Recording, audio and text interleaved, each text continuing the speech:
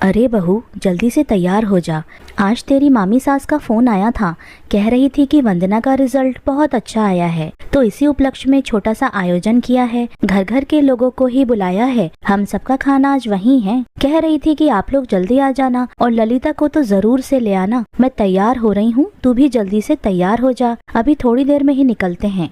अभी ललिता घर में थकी हारी घुसी ही थी कि सास मालती जी ने उत्साहित होते हुए कहा। सुनकर ललिता का मूड ऑफ हो गया।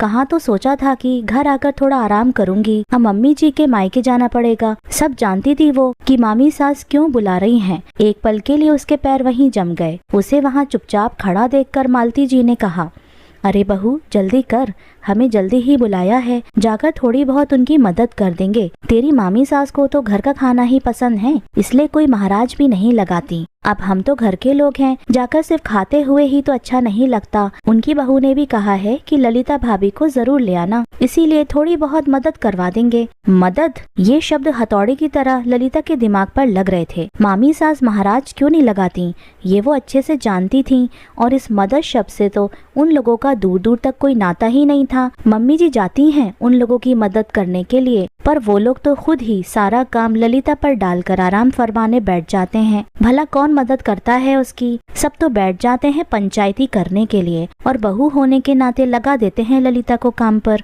अब 25-25 लोगों का खाना बनाना कोई मामूली सी बात तो है नहीं। और ऐसा भी नहीं कि कुछ तैयारी पहले से करके रख दी हो। तैयारी के नाम पर सिर्फ सामान मंगाकर रख दिया जाता है और सब्जियां सुधार कर रख दी जाती हैं। वो भी सुधार के कहाँ रखी जाती हैं। तभी मौसी सास और मामी सास बैठकर पंचायती करते समय साफ कर रही होती हैं। इस बीच में ललिता को चाय का ऑर्डर भी दे जाती हैं। साथ ही साथ तारीफों के झाड़ पर उसकी सास मालती जी को भी चढ़ाती जाती हैं। अरे मालती जी, वाकई बड़ी खूब किस्मत पाई है आपने, जो इतनी अच्छी बहू मिली है।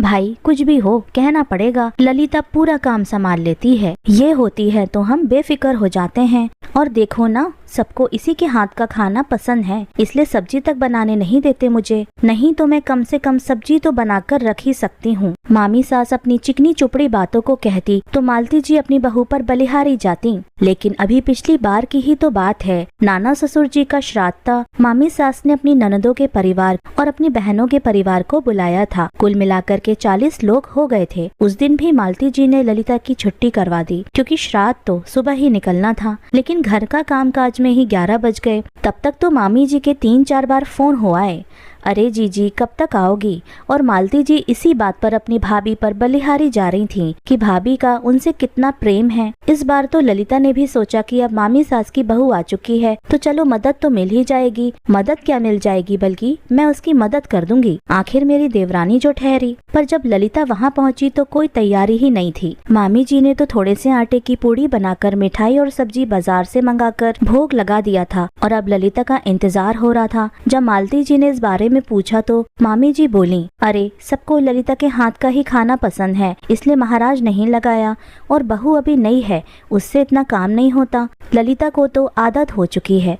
वैसे भी सबका बुलावा तो दोपहर का है। मालती जी ने तो कुछ नहीं कहा, पर ललिता को सब कुछ समझ में आ रहा था। महाराज के पैसे बचाने के चक्कर में उससे सारा काम करवा लिया जाता है और अब नई बहू के होते हुए भी ललिता को ही काम पर लगाया जा रहा है। पर मालती जी के कारण आखिर वहाँ ललिता को ही काम पर लगना पड़ा। यहाँ तक कि उनकी बेटी वंदना भी ललिता की मदद के लिए नहीं आई और सहेलियों के साथ घूमने चली गई। इस कारण इस बार चाहे कुछ भी हो जाए, लेकिन ललिता ने मन पक्का कर लिया था उसे महाराज की कोई जगह नहीं लेनी। चाहे कुछ भी हो जाए, उसे अब अपने आप को इस्तेमाल करने से रोकना है। सोचते सोचते ललिता ने कहा, मैं शाम को आ जाऊंगी, आप चाहो तो अभी चले जाओ। लेकिन मामी जी को तो तेरे हाथ का खाना पसंद है और उन्होंने खासकर कहा है कि ललिता को लेकर आना। मालती जी बोली, मम्मी जी वो तो सब ठीक है, पर मैं अभी अभी तो आई हूँ, थक चुकी हूँ, मैं शाम को ही आऊंगी। अरे कभी कभार तो चलता है, रोज तो आकर आराम करती ही हो ना। मालती जी पूरा जोर लगाते हुए बोली। पर इस बार तो ललिता पूरी तरह से तैयार थी। नहीं मम्मी जी, आज वाकई मुझ में हिम्मत नहीं है, मैं शाम को ही आऊंगी। वैसे भी मैं कोई महाराज तो नहीं जो इतने लोगों का खाना बनाती रहूं। मामी जी की बहू अब तो थोड़ी बहुत पुरानी हो चुकी है, वो ये काम संभाल लेगी, आप चले जाइए, आपका मायका आपको ही मुबारक हो। कहकर ललिता अंदर कमरे में चली गई। मालती जी को ललिता का ये सब कहना बुरा तो लगा, पर समझ में तो उन्हें भी आ रहा था। खैर, उन्हें तो अपने मायके जाना ही था, तो वो अपने मायके पहुंच गईं। जाकर देखा तो वहाँ इस बार भी कोई तैयारी नहीं थी। ललिता को उनके साथ न देखकर मामी जी बोली, अरे जीजी, आप अकेली आई हो, ललिता कहाँ है? भाभी, आज वो बहुत थक गई थी, इसलिए वो नहीं आ पाई, वो शाम को ही आएगी। ये सुनते तो मामी सास के पैरों तले जमीन खिसक गई। अब इतनी जल्दी महाराज कहाँ से मिलेगा? ऊपर से इतना सामान मंगा लिया, वो अलग। काम को देखकर मामी जी, उनकी बहू और बेटी के हाथ पैर फूल रहे थे। बहू ने तो हाथ खड़े कर दिए कि मुझसे इतना काम नहीं होगा, या तो मिलकर मदद करवाओ या फिर किसी महाराज को बुलवा लो। मालती जी को भी समझ में आ गया कि उनकी बहू का सिर्फ इस्तेमाल होता था। आखिरकार बेटी और बहू दोनों मिलकर रसोई में लगी। इधर मामी जी और मालती जी सब्जियां सुधारने लगी, लेकिन खाना बनने तक सबकी हालत पस्त हो चुकी थी। शाम को जब मेहमान आने लगे तब तक वो तैयार भी नहीं हुई थी। ललिता जब शाम को खाने के मौके पर पहुंची तो ना ही मामी जी और ना ही उनकी बहू और बेटी ने उससे ढंग से बात की, पर ललिता को फर्क नहीं पड़ा। उसने तो खाना खाया और वहां से रवाना हो गई। अब तो ललिता ऐसा ही हमेशा करने लगी, तो मामी सास को भी समझ में आ गया कि अब ललिता बेवकूफ नहीं बनने वाली है। अब धीरे धीरे मामी सास ने भी सिर्फ ननद नंदोई को बुलाना शुरू कर दिया। अब न पूरे परिवार को बुलावा होता था, और बुलावा हुआ भी तो महाराज काम करते थे। दोस्तों,